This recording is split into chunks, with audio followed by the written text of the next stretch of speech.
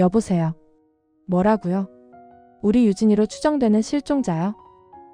사설 탐정의 전화를 받은 신여진의 손이 파르르 떨립니다. 심장이 너무 뛰어 터져버릴 것만 같았죠. 그래서 우리 유진이 지금 어디 있나요? 신여진의 다급한 물음에 탐정이 답합니다.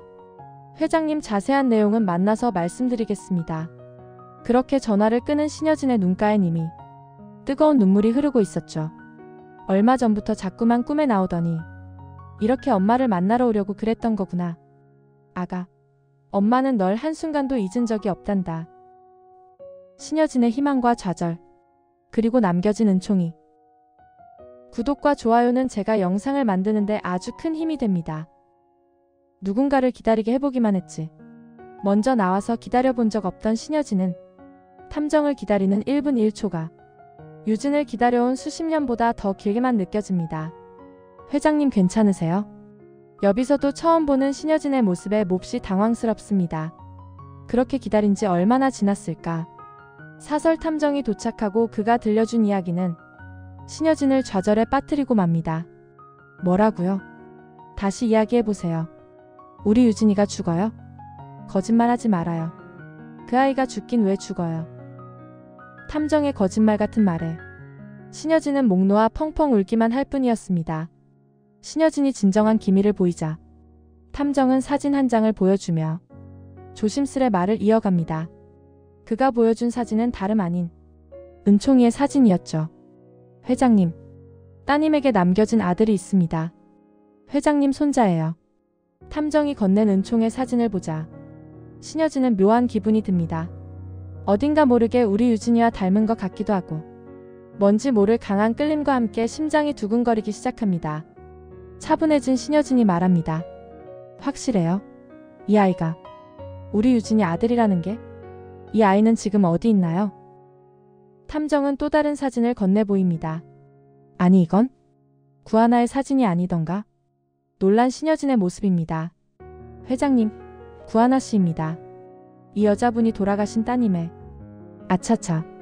유진의 죽음을 자꾸만 강조해서 신여진의 심기를 불편하게 만들면 안 된다는 생각에 탐정은 급히 다르게 말을 합니다. 이 여자분이 회장님의 손자분을 키우고 있습니다. 탐정의 말에 깜짝 놀란 신여진의 눈이 더 커다래집니다. 뭐라고요? 내 손자라고요? 구하나 씨가 키우고 있다고요? 구하나라는 이름이 신여진의 입에서 튀어나오자 탐정이 더 깜짝 놀라는 모습이었죠. 회장님이 어떻게 구하나 씨를? 얼마 전 우리 회사에 입사한 신입사원이에요. 아, 그렇군요. 탐정은 구하나에 대한 정보도 꼼꼼히 이야기하기 시작합니다. 유진이와 성바울의 집 보육원에서 단짝 친구였던 사실 등등 이런저런 이야기를 모두 들려줍니다. 탐정의 이야기를 다 듣고 나니 구하나가 마치 유진이처럼 느껴지는 신여진이었죠. 이래서 그랬나? 우리 유진이가 좋아했던 친구라서 그랬던 건가? 왜 나는 처음부터 구하나가 마음에 들었던 것인가? 순간 피식 웃는 신여진입니다. 하지만 그것도 잠시. 신여진이 누굽니까? 기업 사냥꾼의 냉혈한 아닙니까? 매사에 신중한 신여진은 탐정의 말이 모두 사실이래도 본인 눈으로 확인해야만 했죠. 은밀히 탐정에게 또 다른 지시를 내리죠. 이 꼬마 아이가 내 손자라는 걸 확인하려면 유전자 검사가 필요하겠어요. 수단과 방법을 가리지 마시고 진행해주세요. 물론 지금까지와 마찬가지로 은밀히요. 이 사실은 우리 셋 말고는 아무도 몰라야 합니다. 은총이와의 유전자 검사를 지시한 신여진의 마음은 싱숭생숭합니다. 어찌되었던 그토록 찾아 헤매던 유진이가 죽었다는 사실은 가히 충격이었으니까요.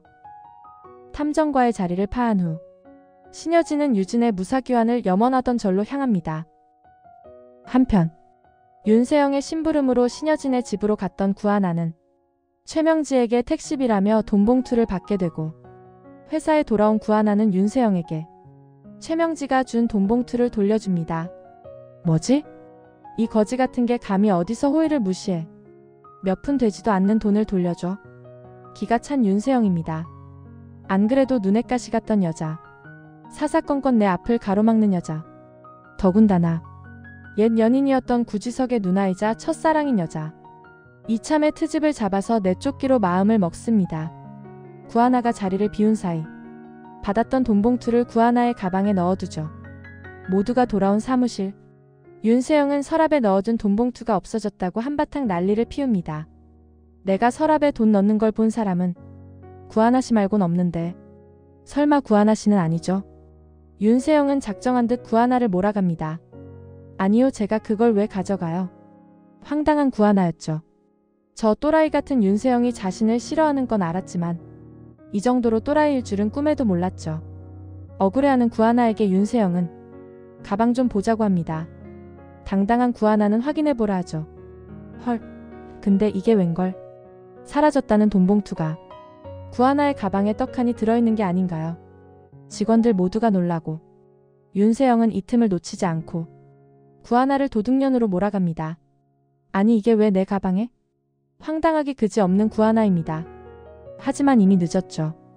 빼박 증거가 나와버리자 모두들 구하나를 도둑년 취급하고 말죠. 자신의 억울함을 호소해보지만 증거 앞에 아무도 믿어주지 않았죠. 흐뭇한 표정의 윤세영입니다. 됐어. 이제 저 재수없는 여자를 내 눈 앞에서 치워버릴 수 있겠구나. 억울한 마음에 구하나는 보안실로 달려가 보지만 답은 없어 보입니다. 하나의 안타까운 소식을 들은 여동생 지은은 구지석에게 언니가 회사를 관두게 될 것 같다고 말하자 구지석은 내심 기쁘죠. 안 그래도 내가 망하게 할 회사에 누나를 두는 것이 맘에 걸렸는데 오히려 잘됐다 싶죠. 하지만 지은의 생각은 달랐죠.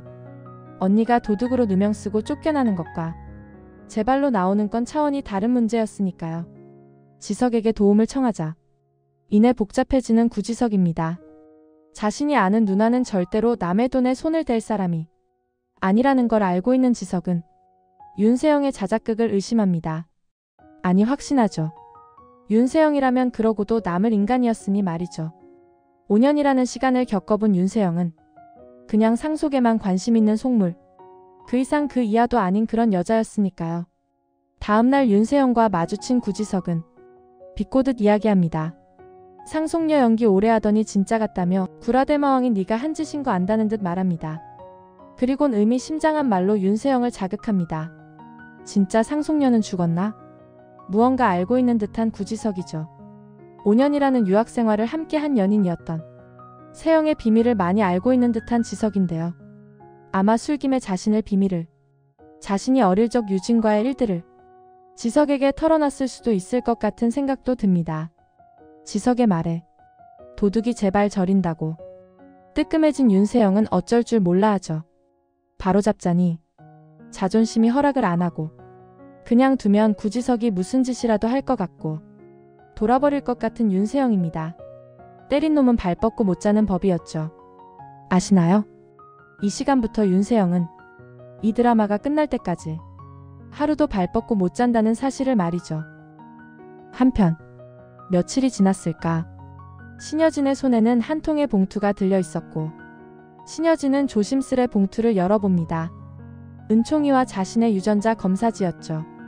친자 99.99%. 영락 없는 유진이의 아들이자 자신의 손자였죠. 하느님 부처님 감사합니다.